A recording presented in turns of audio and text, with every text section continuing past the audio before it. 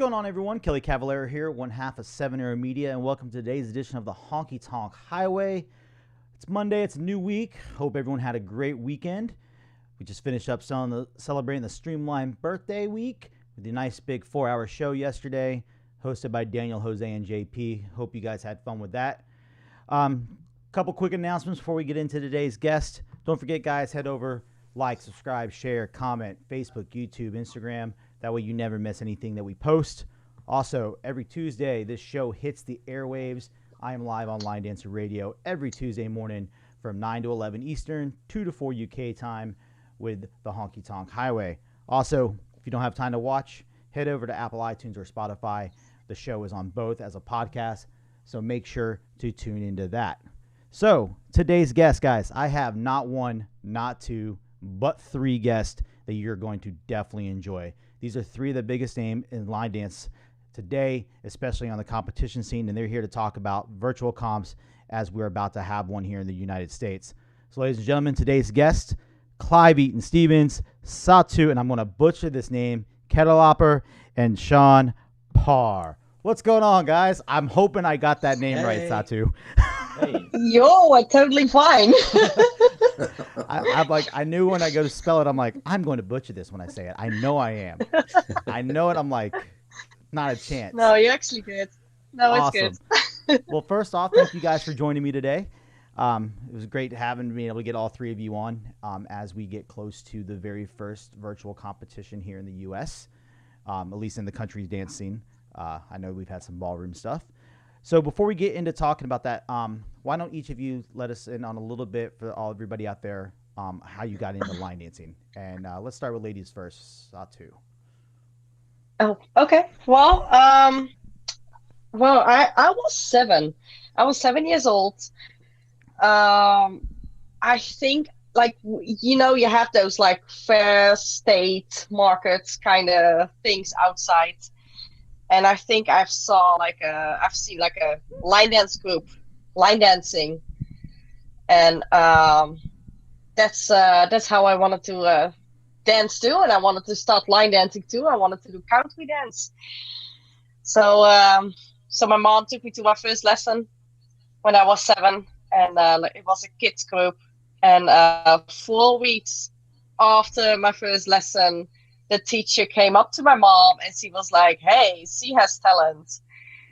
Maybe we can do some competitions with her." So my mom was shocked because my mom was like, "Okay, competitions in line dance? Like, what's that, So, but we did. I did my first competition like 4 months later, and which was the Benelux Championships. And at that time, it was pretty big. I was dancing newcomer, primary, primary, junior primary, female, and that's how I started dancing and kept dancing. Awesome. What about you, Shaun? Well, I started about the age of Satu. Actually, I was 6 when I did my first competition.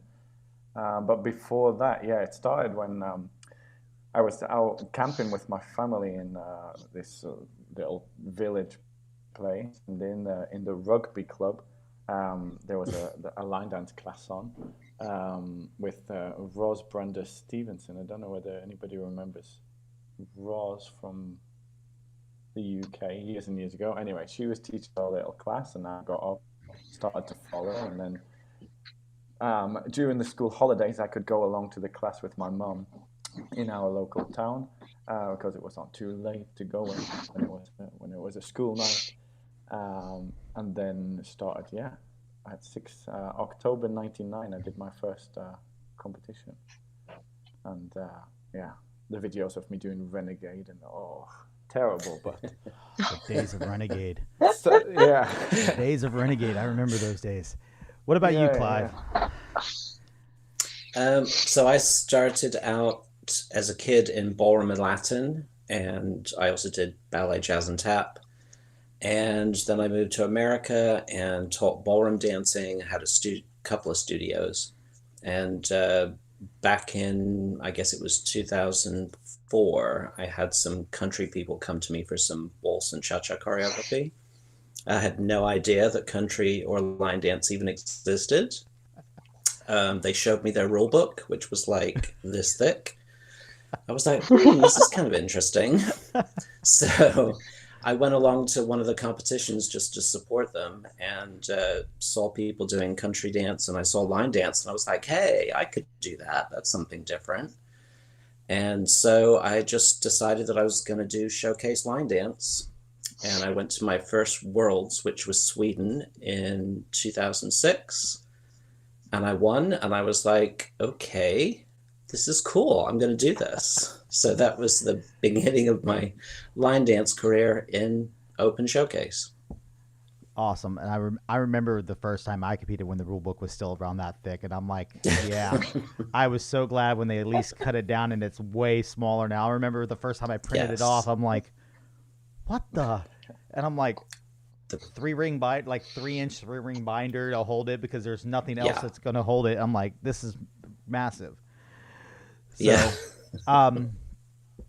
the one thing I brought y'all on today is all three of you have something very distinct in common. Y'all are all three about to judge the very first UCWDC virtual event, which is coming up April 30th through May 2nd, Mid-Atlantic Dance Classic, hosted by Jennifer Engel-Smith. And what is your thoughts about stepping in? I know this is uncharted territory, especially for the UCWDC. I know y'all have seen a bunch of ballroom comps do it. You've seen World Dance Masters do. The Lockdown Masters number 2 is about to come up. What's your thoughts about country world stepping into the virtual world? I think it's needed. It was needed to get people out there and moving again, because practically the whole of last year, from March through to December, January, nobody was moving, nobody was getting up, nobody was doing anything, especially with in line dance as well. We done new choreography and everything, and Clive got all the new UC dances together and got all the line dances out there, and then nobody danced them. So I think it's much needed to get them out there at least once. I know we're about to see our first in-person event here in the States, for competition-wise at least, in the country scene, with Oklahoma Dance Rush coming up 2 weeks before that. Right. And I think it's been almost just over a year since the last one, because was it Oklahoma, the last one that was in person last year? Before everything canceled? It was Tulip Challenge. It was Tulip Challenge. Tulip was the last one. Yeah. Ah, okay. Yep. Because I know Mid-Atlantic didn't happen last year. So, wow. No, it was the week after Tulip Challenge we locked down. Yeah. So a year since you've seen any type of competition. We're going to have pretty much within 2 weeks, you're going to have an in-person one and then the virtual, and y'all get to be a part of the first virtual, because unfortunately none of you will be able to make it to the in-person one due to lockdown still. Yes. that nice travel ban. So the one question I have, and this is me being a part of, I've competed in UCWDC. I've seen all the events. I've been to ballroom comps, line dance. Are you surprised it took the year? Are you surprised nothing got done sooner? I think for a lot of people, COVID just hit people in lots of different ways. I think it really turned everybody's lives upside down. I think for a lot of people, there was a lot of depression. I think people just, because they couldn't go anywhere and do anything, they just kind of got themselves into a little hole. And I think dancing took a back seat because everybody was afraid. Right. You know? And everyone was uncertain. Nobody knew what was going to happen. Nobody knew how long it was going to last. Oh, absolutely. Nobody knew anything. Yeah, that's for sure. I know I was surprised that it's still going on with the lockdown, that nothing's opened up sooner. We've been fortunate. We've had a couple in-person events here. We had a line dance event back in December. We got a couple coming up. But overall, how it's going to change now with the fact the travel restrictions, I feel virtual is going to play probably a big part for a while. I do too. Think it's going to be. I think it's going to be hard for a lot to get. Like, it's going to be hard for me to come over to events that likewise, y'all come over here events in the States. Yeah. So. Right, because we can't right now. Right. Exactly. No. So, what are the big things? And this is, I've been lucky enough. I'm working with Jen I'm the one broadcasting the virtual comp coming up in the last week of April, first week of May. So I know a lot of the behind the scenes. What are some of the things that y'all looking forward to that's going to be able to be different a little bit about this going virtual? Well, I think first of all, it's just going to be great to see everybody again, even if it is virtual, because we are a family and we haven't seen our family in over a year, so it's going to be an amazing experience. Yeah, just to see them move. And it's a great experience. I did judge the was a South African competition, which was a non-UCWC last week. And I judged that competition, and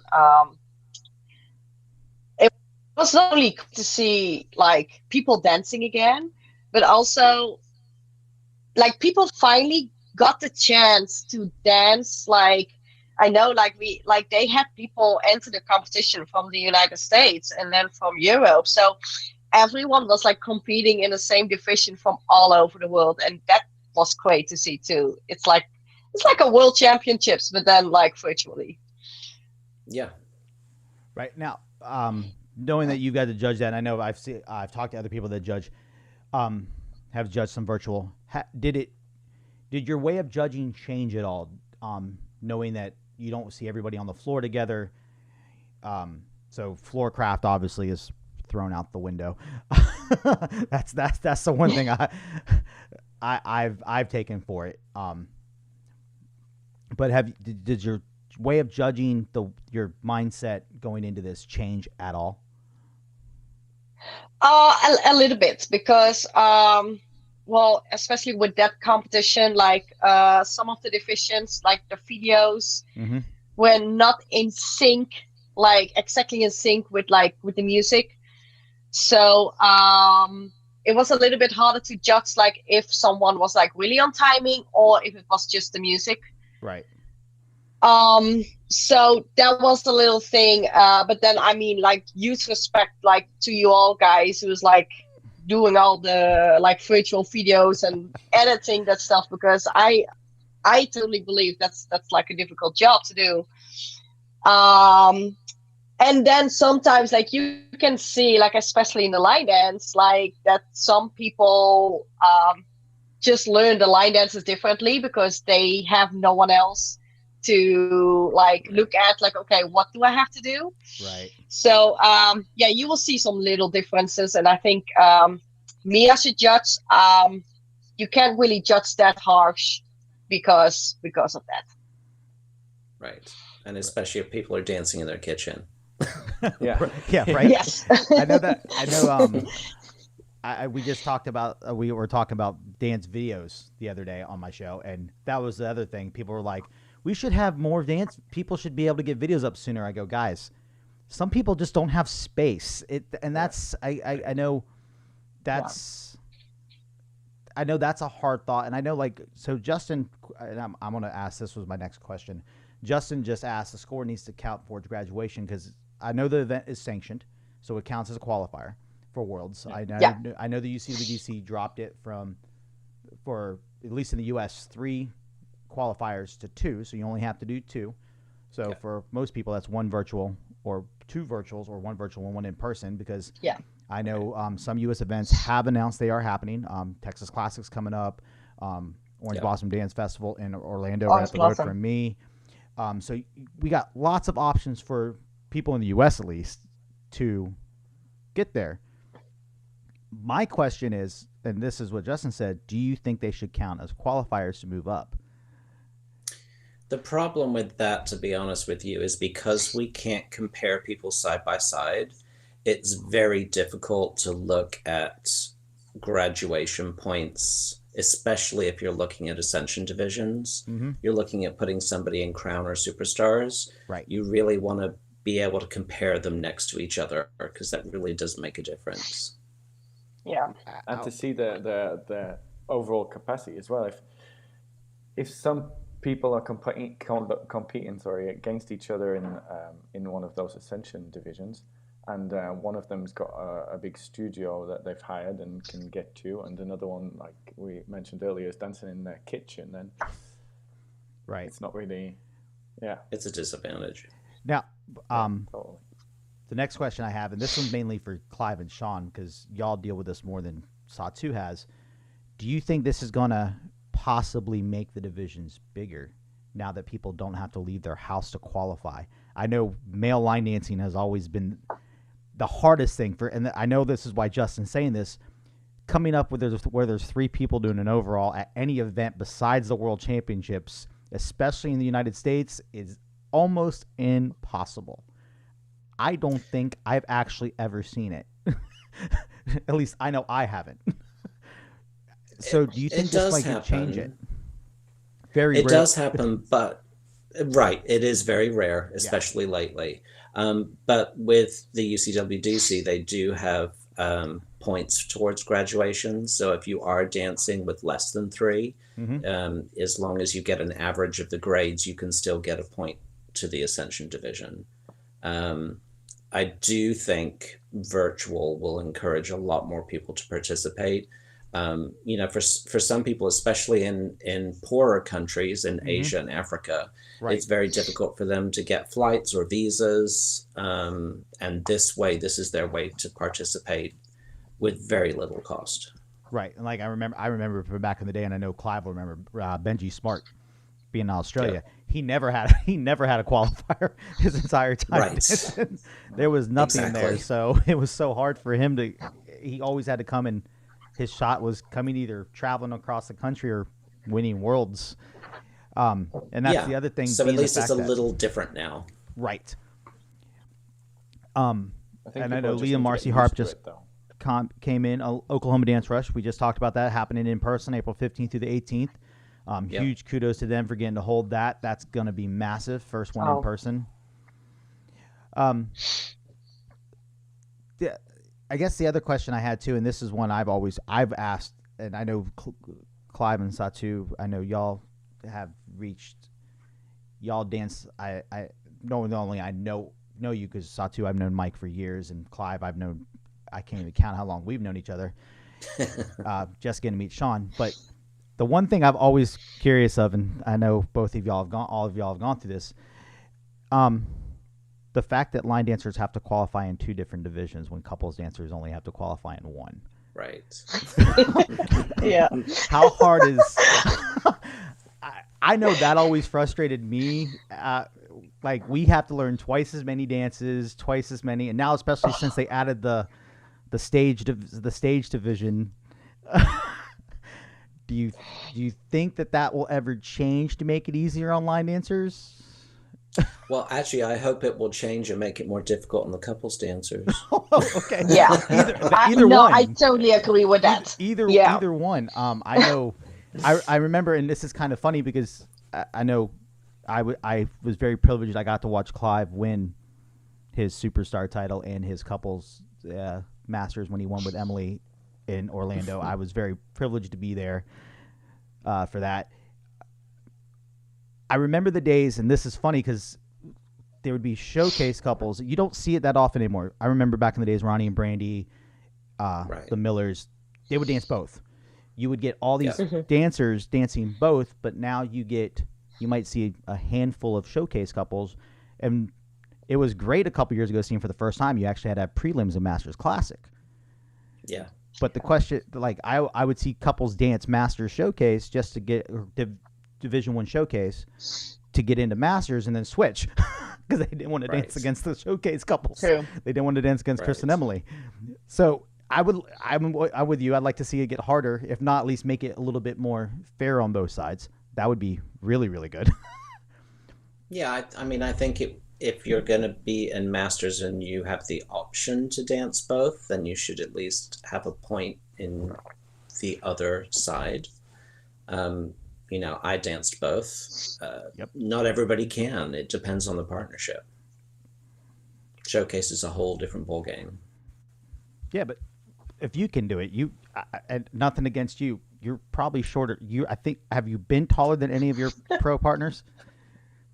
No. No, exactly. So, just saying, it's not like, it's not like where you have Chris Bailey who's 6 foot something and Emily is half his height. It was, if you can do it, and I remember I got to be there that year where, and this is just my love of line dance, I watched line dancers win the top level in couples and the second to top in Division I because it was won by Lee and Fab that year. So the whole couple side was dominated by a bunch of line dancers. I've been to a lot of world championships. I don't remember many ballrooms for an award ceremony that probably was as loud in many, many years.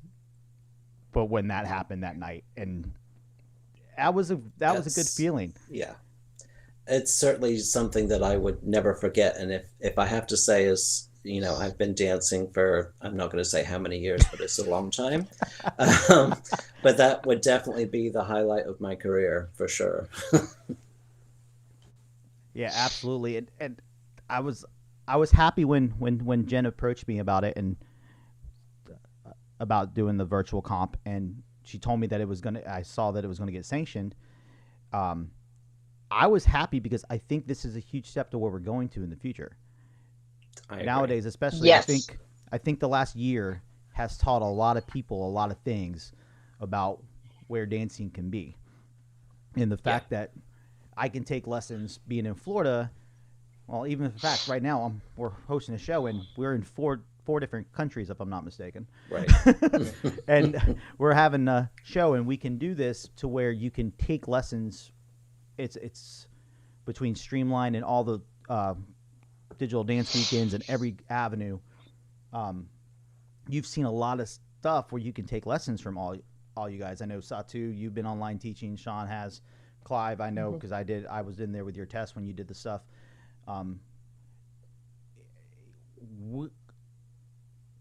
Do you see a lot of events jumping on this train where you're going to hold competitions virtually if they can't hold them in person? Well, I also think they have to. I would hope so. I think it would. Yeah. I asked that because I've seen a lot of events we're in March. We're 3 months in, and I think we've seen just as many events cancel instead of holding virtual events than we have seen. Not just, and I'm not talking about just UCWDC. I'm talking about across the board in any organization. Yeah. Across, even. And I know line dance we have a little bit easier because we don't have to be with everybody. I know with the non-partnership, I know line dance events, it's a lot easier, and it's easier for a line dance event to come back and hold an in-person event. I know that's why we think, because there's no touching. Unless we want to be social and touch, there's no touching involved. But I remember when I had Jimmy Mulligan on, we talked about the ballroom. I know there's a lot of social aspect to country events, but a lot of it is still competition, and a ballroom holds. I'm just curious why. Do you think why there hasn't tried to push to have an in-person event sooner, or push to have a virtual event sooner? I think it's just the knowledge that people didn't know how to do it exactly, and everyone was like just waiting for each other. Who was just going to be the first one? Who no one wanted to be the guinea pig. Yeah. Yeah. No one wanted to be. Yeah. Yeah. I can see that, and I've been curious of that. I've asked people that, and is it? I've asked if many, because I know there's some states over here. I know we've been open more, so I know some states were allowing events a lot sooner. Like we had one in December in Florida. I know Florida's a different beast than every other state. you don't they don't play.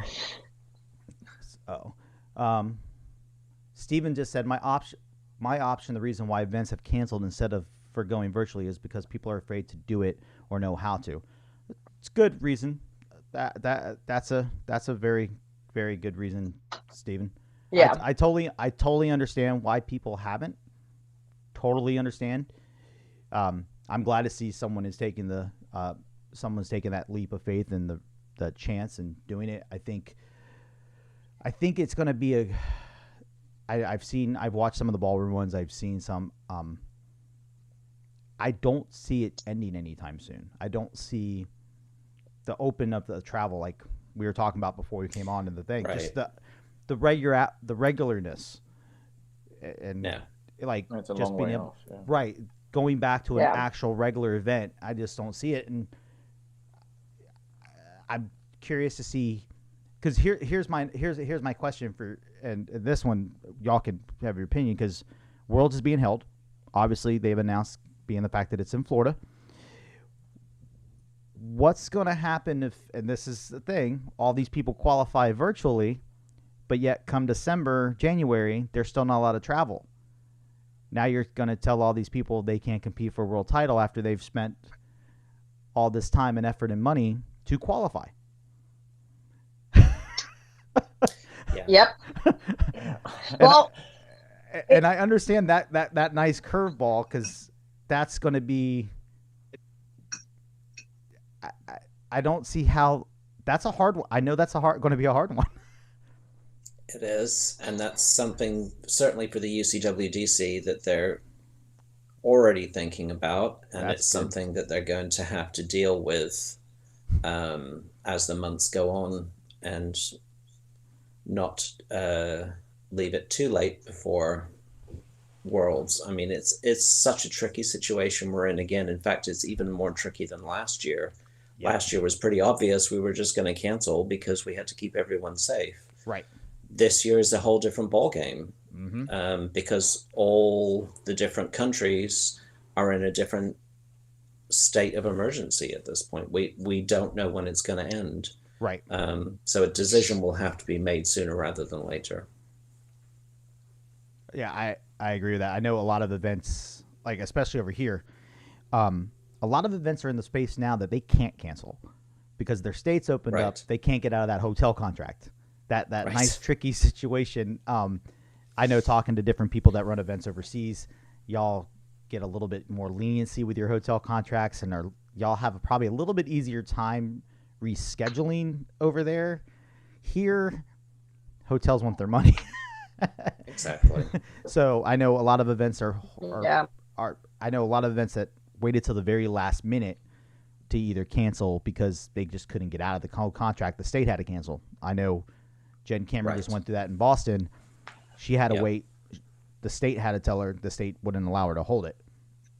They just wouldn't allow it. So the hotel had no choice but to let her out.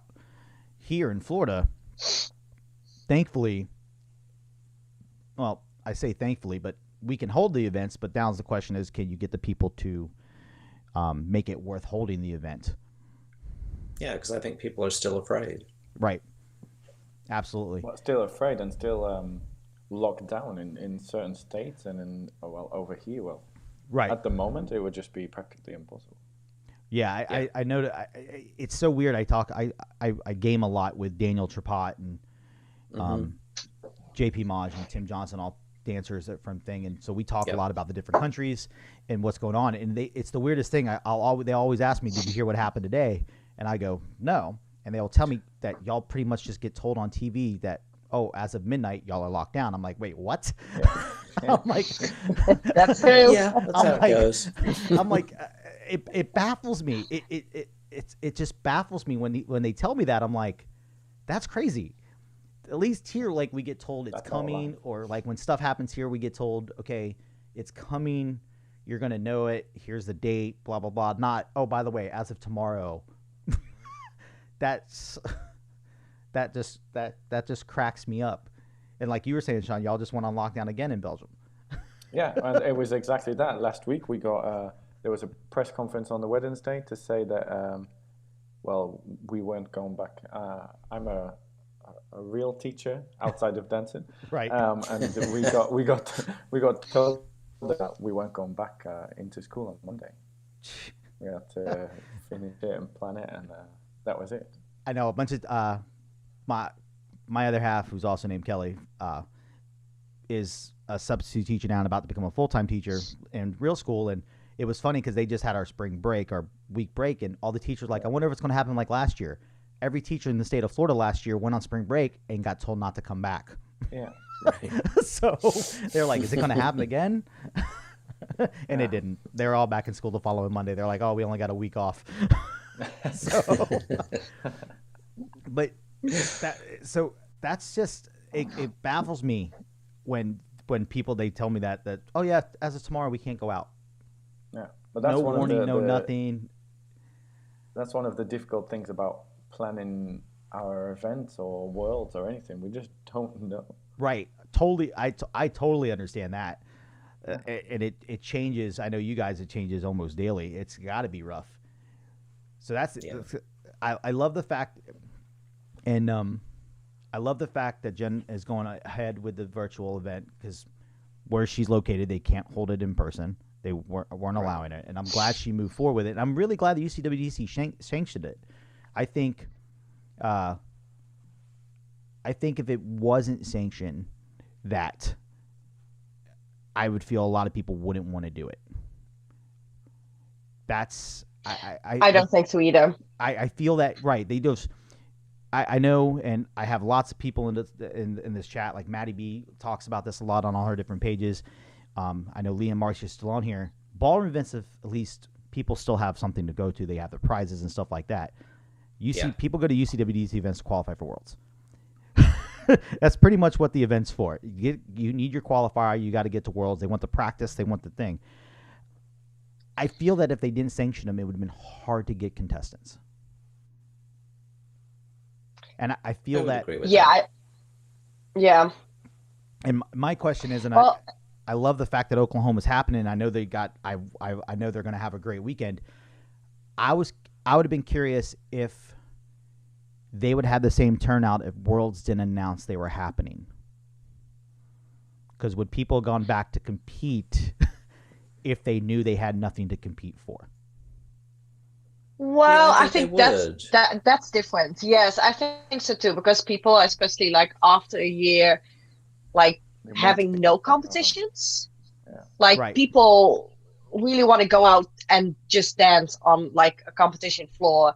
Like I think like what's going to happen, and hopefully that's going to happen at the Oklahoma event, is that people just going to enjoy dancing again. And it's more like, okay, I am happy that I can dance again, instead of like, oh, I have to compete. Like Liam Marcy just said, that's the $1 million question. Yeah. And I knew it would be. And I'm glad being from Orlando, and I've gone to a couple UC events in the past couple years. We usually do the photo and video for Indie Dance Explosion. I love the camaraderie. I love going back to UCWDC events. I love it when they're here in Florida, because it's hard not seeing it in Nashville. I was a Gaylord guy. I thought that was the ultimate country experience. The fact that you're dancing in Nashville, Tennessee for a country western championship. Being the fact that it's held at Disney World is a little odd, I will tell you that. But again, it's a great. I think it was one of the smartest moves for tourist reasons. It gives a lot of people a reason to go on vacation and to come, especially for a week. It means the fact that we don't have to travel. I feel you see the big areas. Florida was, for years at least, one of the biggest areas where there were competitive dancers. Right. California, Texas, Florida was pretty much your three. And those are the three states that had the most events usually. So it's weird not being in Nashville, but we're open. I get that. That's why Shaun and Donna's already announced that Orange Blossom is happening. So I know that they're going to be able to hold it. I'm just hoping nothing gets to the point where they have to cancel it. But the question is, what's going to happen if everything's not opened up by December and people can't make it? Because I know I almost will bet money, and this is just from what I've heard,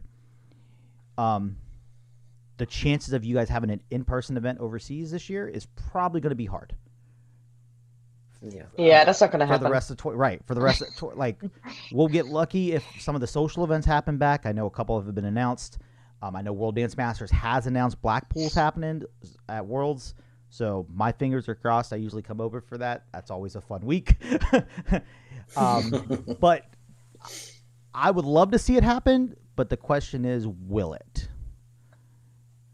And that's the and this is another point, and whatever, like whether it's if we can go to Worlds or if we can go to a competition in Europe, like even if we are not in a lockdown anymore and everything is starting to get back open, like we don't know the restrictions yet to travel. Like for example, if Blackpool is gonna have their World Championships in July or August, like can people just travel like to the UK and can they just go to the competition for like a weekend, or do they have to go for 2 weeks in quarantine? Right. That's like also if people can travel, but if they still have to go into quarantine, people will not come because like they can't take like 2 weeks off from their jobs or whatever. That will take just like cost a lot of money. Right. I believe. And then they're talking about vaccine passports, so we don't know if we're going to have to be fully vaccinated before we can travel. Right, and that's gonna be a hard one. I know I've talked about a lot of people. That's gonna be a hard one because of when they allow people to get vaccinated. I know here, at least in the U.S., every state has different rules, and so people of younger age in some states can't get vaccinated, but they can in other states. I know they just made it to where people as young as 40 can get vaccinated, but there's only like 1 or 2 locations in the whole state of Florida that will do it. Everything else is still 55 and older. I know people in California that are under 40 that just got it. Same thing in North Carolina and stuff like that. But that's, at least you guys got a whole country. Y'all pretty much, once the country goes down, here at least, depending on our state, we don't know when we're getting it. And keeping it up to rollout, I know that's the other thing, keeping the vaccine coming. Yeah. So, Lee, and it's pretty low percentage across Europe right now of vaccinations. Right. Yeah. We are far behind than you guys. The UK is doing okay, but coming over to mainland Europe. Right. Lee and Marcy just said one of the deciding factors for us to hold the Oklahoma Dance Rush, other than our hotel contract, was a response from all of the dancers just wanting to get back on the floor, regardless of any protocols we have to put in place. That is absolutely awesome. I hope you guys have a fantastic weekend. I remember I've been to Oklahoma once. I've been to the Dance Rush once, many moons ago. Many moons ago. That's a really amazing competition. I hate not being there. I know Satu hates me too. Too. Me too. Like Satu said, I think people are just going to be happy to get out there and not really think about so much the competition side of it, just to get out there and dance again. Yes. Which should be... absolutely. Which is very positive. Yeah, it's going to be good for those that are there. Those lucky people that can actually attend. Oh, absolutely. I said this. I said this a while ago. I said the first 3, like, half dozen events that hold in person are going to be probably the biggest attended events in the last 5 years, because everyone's going to want to get out and just be there. Yeah. Because it's just going to be. I know. I was shocked in December that not as many people came to Florida. I thought for sure we'd get a little bit more. I know the next one she's holding in Florida in July has more registrations than the one in December. I'm expecting Texas, the social event we're going to, Heart of Texas, in a couple weeks, to be probably a good size, probably 250, 300 people. Wouldn't be surprised if it's right there about that. I know Texas has opened up, and they're a little bit more open than a lot of states, so I'm so looking forward to that. Same thing, I know Oklahoma's a little bit more on that open up side. So I know someone just said Texas just opened up vaccines open to all adults 16 plus in Texas now. So that's awesome. Yeah. That would be definitely. I do kind of think, Kelly, that with all the variants and things that are happening, that the virtual competitions, I think, will probably continue into next year. And to be honest, we don't know when this kind of thing's going to hit us again. We all need to be prepared that this could be the new normal. Right. Yeah. Absolutely. Yeah. I think, and it's not like it's 10 years ago. It's not like we're taping on, like we don't have cassette tapes and VHS. We have our cell phones are more high tech than a lot of equipment out there. I think what everyone's learned in this process in the last year has definitely changed their way of thinking on what we can and can't do. And it just shows the fact that we can. Yeah. It easily can be done. That's the thing. But I think that people still don't believe it yet. Right. We need to show them with Mid-Atlantic that it does work and it can work and it's not so hard. Right. And you just literally need to video yourself dancing and upload it to a WeTransfer file. It's not rocket science. It's not hard, guys. I know Yeah. Dave has worked. Dave Muzzy has worked a great job of putting the music together. Yeah. I know a lot of people freaked out when they saw the links, and that's because he put in a break in the front of it to make the song longer, to give us a blank space. Right. And that is for we don't have the same issues that Satu had last week, and the music's not off. Because I'm going to be ripping every bit of audio y'all send me out of it anyway, and I'm going to overlap a clean track on top of it to way it's the same volume for everybody to listen to. And it's pretty much all you have to do. You hold a phone up, put it on a tripod, have someone follow you for the traveling dances. Most phones nowadays are more than capable of doing anything you need to do with a video camera. Most phones shoot in 4K. Oh, that's everything. But I say most cell phones shoot in 4K, and the audio on them is just fine for what you're going to do. Yeah. It's very simple. I think we just need to show them and prove it with Mid-Atlantic, then others will follow. Yeah, I agree, Shaun. So I think so too. Yeah. Yeah, I'm excited for this. Yeah.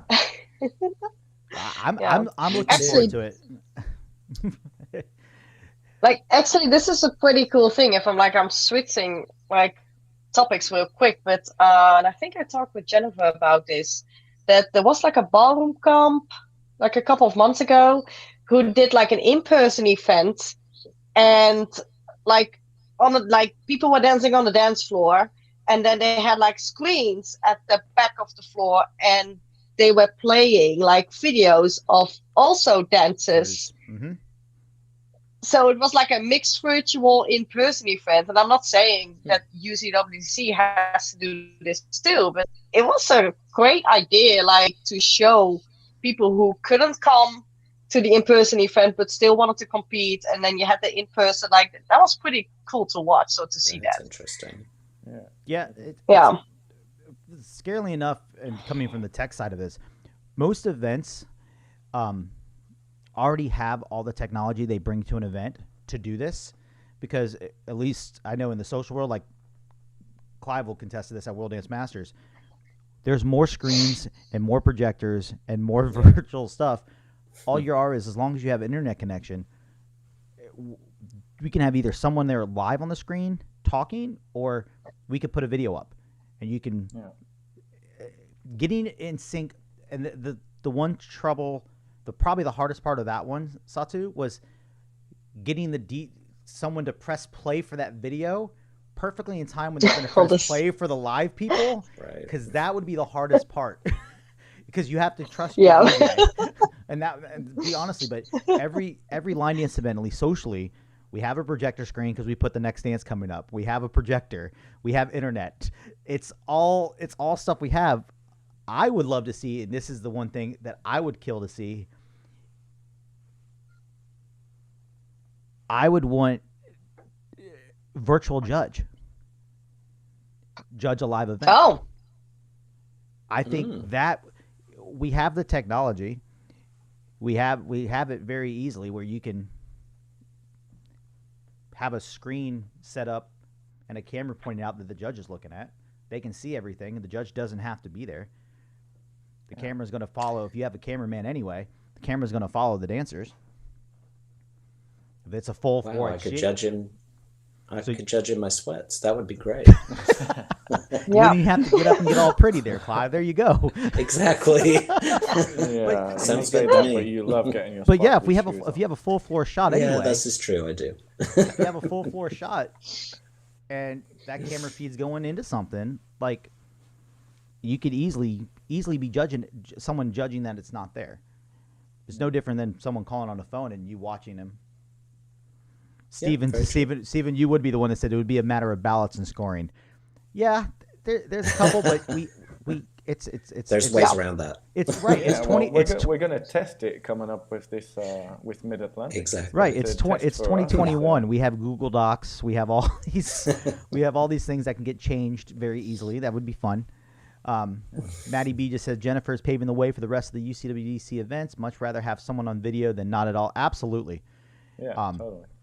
I 100% agree. I know the other thing that she's doing, and I think Maddie mentioned this earlier, judges are giving feedback for every competitor, which that's usually not a common thing in the UCWDC to get actual feedback of what they've done good, what they've done wrong. I know there would be a little bit of change because, like you said, some people are dancing in their kitchen. Waltzing in a kitchen could be fun. Just do it on top of the stove. Just don't turn the burners on. But I think this opens up a lot. At least in the social world, like doing instruction, like you could easily have instructors up on a screen teaching a workshop. Can you imagine that? You can have your workshop up on a screen and the instructors are in there judging. You could save money on staff. Yeah. Less travel expenses. Yeah. Which that's always a big problem. Overhead. Make a sandwich while you dance. There you go. I think the other cool thing is it really does, the virtual world opens up crossing over organizations too, which is really cool because I've danced in all three organizations. I think Satu has as well. And I think it's a great opportunity now because the travel has been taken out of everything. So if you are a UC competitor and you want to dance World CDF, it's really easy to do it now. Yep. Yeah, and even staying in the same organization, but like I know that there are some people registered for Mid-Atlantic that are Europeans that are for the first time going to do an American event outside of Worlds. Right. Exactly. Which is cool for, it opens up many doors. I know WCDF announced they were going to are definitely holding their Worlds, whether or not it's going to be in person or virtual as well. Oh, virtually. Right. I would love to see them move the week though. That way it does in person. I'm with you, Clive. I like to see the across platform. Yeah. I mean, I know I did 1 year. I danced World CDF and UC, and it was back to back and killed me. So it would be great if they were a bit further apart. Yeah, I know Guillaume Richard just did that a couple years ago, and he said it was very, really rough. JP Ma said we already did that. Kelly Joey Warren taught on screen 4 or 5 years ago via Skype in Estonia because he couldn't come. Yeah, I know a couple events have had it. I know Darren and Amy and them just did that at the beginning of lockdown for an event that happened in person. I believe it was in Malaysia. I just think it's going to come more of a regular basis. I think it's going to become more mainstream now. Yeah, I think it's going to become more common because an instructor can be multiple places at once. If, say, they can't travel that weekend, but yet they can be available for a couple hours.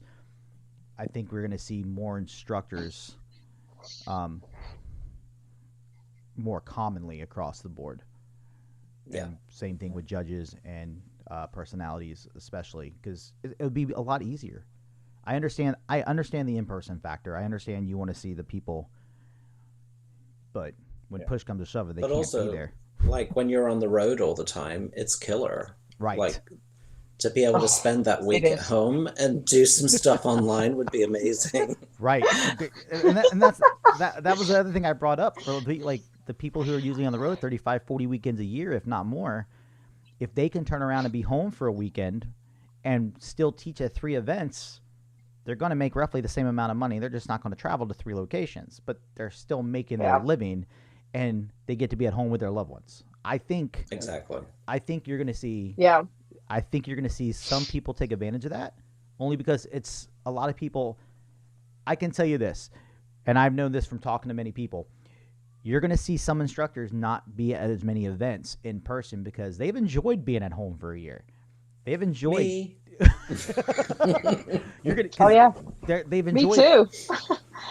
They've enjoyed that not having to travel week, and got to be home with their loved ones more. Absolutely. Like Tim just said, that would be fun, but just miss spending the time with the dance family. Right.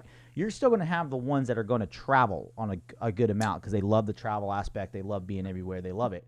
But don't be surprised if you see this and not to make it thing, but probably a lot of the older ones because it's. I know you're not looking at me.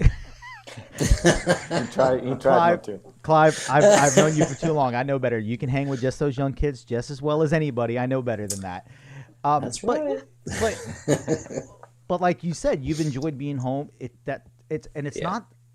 not the dancing part that takes a toll on your body. It's the travel. It's the long flights. And I used to remember seeing your post religiously. Flights this, early in flight here. Yep, champagne this, yeah. Right. Of course. Right. But I remember seeing those posts nonstop, and I'm sure, like, I'm not a judge, I'm not an instructor, but just between doing dance floor and photo and video, the year before the pandemic, we went to 42 events. Me and Kelly, I was at 42 events between putting down dance floor for JC Dance Productions, and doing photo and video gigs. And doing, because we do basketball gigs, we do salsa gigs, I do stuff outside of line dance and outside of country. So I know what kind it takes. There was one trip, we were in a U-Haul truck for 23 straight days. We went to three events in 23 days, driving from Orlando to Atlanta to Jacksonville out to Nashville back. So I know, I just know it just takes a toll on your body. Yeah, it does. Well, it does. Like, it's funny because I'm 28, so I'm very young. I'm under the 30, but to be 28 again, right, Clive? Yeah. No, but the thing is, like, sometimes I was traveling, like, back from the States to Holland, to Amsterdam for like only 24 hours. And then the next day I was catching another flight to Asia, to South Africa again. And like you were, like your body, you were constantly in that jet lag mode, and you had to, like, especially we as pros, we have to be on, and we always have to be nice, and we need to have that energy. But like, it's hard though. It's really hard. Absolutely. Yeah, because you can land in Asia and an hour later be teaching for 12 hours. Oh my God. Oh yeah. Right? Oh yeah. JP Mod just said, but some of us social dancers travel and go to events just to hang out with friends. This is true, and you're going to see it. I get the whole social aspect of it, JP, and I know a lot of it won't change for a lot of people once you can travel again. But I think, at least for the next year, 2, possibly 3, don't be surprised if you see more of a combo style event, because well, that's it. It's having the choice now, isn't it? You're gonna have the option. Like, I know a lot of places over in Europe aren't gonna be able to get to the U.S. by the end of the year. We hope. My fingers are crossed. I can get on a plane without. Well, let me rephrase that. Aren't gonna get without having to quarantine or go through hoops. Like, I could buy a ticket and I can come to England right now. I can come to England, but I have to quarantine for 2 weeks when I get there. So that's a hefty price tag. At our own expense, and then have my trip. So is it worth it? Steven just said Tim Perez was gone 3 weekends a month. I miss those days. He just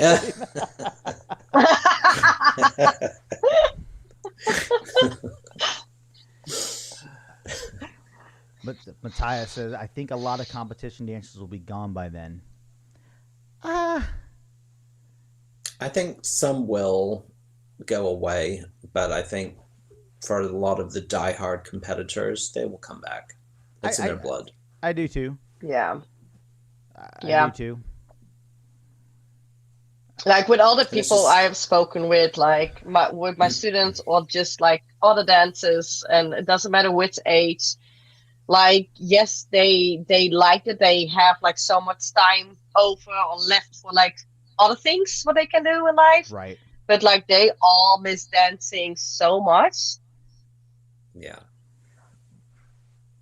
Yeah, I think some people, with furlough and everything, people have lost their jobs. I think for some, it may take a while for them to get back, but I think they will come back eventually. Yeah, they will. Lee, It's in the blood. Lee and Marcy just said, Yeah. if I travel to Europe and fully vaccinated, do I still have to quarantine for 2 weeks? Asking for a friend. If you come to the UK, yes, you do. Yeah, as of right now, you do. Even though I know Heathrow put in a testing station inside Heathrow, same day one.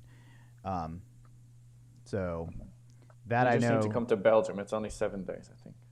Belgium's only 7. There you go. Seriously, I thought that Europe was not like. I thought that Europe was not allowing like people from the United States at all. Well, there's a non-essential travel ban, but I'm sure you could say it was essential to come and see us. Okay. Yeah, Okay. that's the weird one. Like I've talked thing. I know for you guys, geeks, you have to have papers if you want to work over here. But like for us, like if we were coming on vacation, we don't really like. I think when I came to UK for Worlds last time, I was off my plane through customs and with my bags in hand in under 10 minutes. Yeah. And mind you, I flew in with 7 cameras and a drone. Wow. Well, that's a whole different good. story if Like- you want to come to the United States. No, this was coming into Heathrow. This was coming into London. Yeah. When I flew into London, I was like, Wow.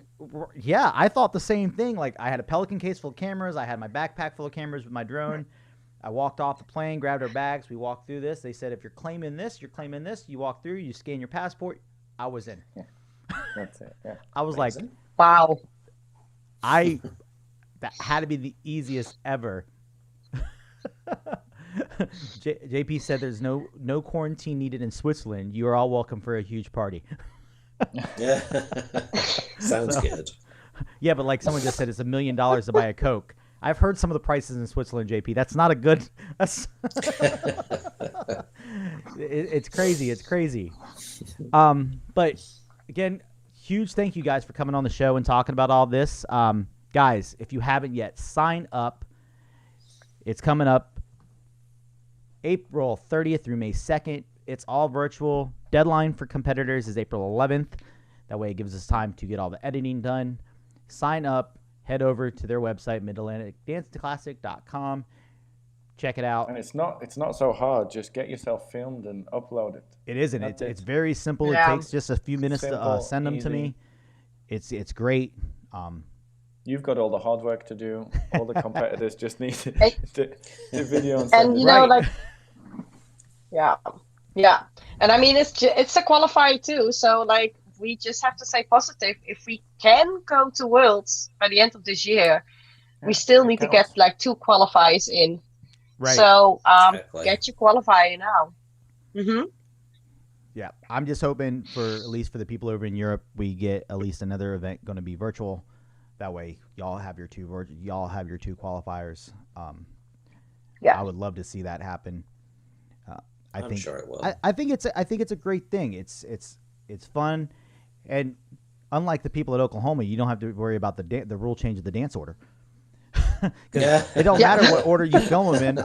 I'm going to put them in. You don't have to film them in the new order. So y'all got it easy if you want to do it virtually. So, but huge thank you guys. It was great talking to you guys about virtual comps Thank you. and different things happening. Thank you. Guys, Thank you, Kelly. Friday, good April 2nd, 5 p.m. One of the couples that are going to be putting on a workshop for you at Mid-Atlantic is going to be on my show, and it is going to be incredible. I just don't do line dance stuff on here. As you know, I've interviewed Robert Royston. We've had Victor Lavera. I have Gary McIntyre and Susan Kirkland joining me. I'm stoked. I'm looking forward to it. Known Gary for years. I'm looking forward to this. It's going to be fun. They're going to be talking about the workshop coming up. We're going to talk about a lot of the stuff they've done. Multiple time West Coast champions, country champions, ballroom. They've done it all. They don't just do one genre. They've done it all. So tune in 5 p.m. Eastern on Friday. Guys, hope you enjoyed the show. Thank you for watching. I'll see you on Friday. Thanks so much. Bye.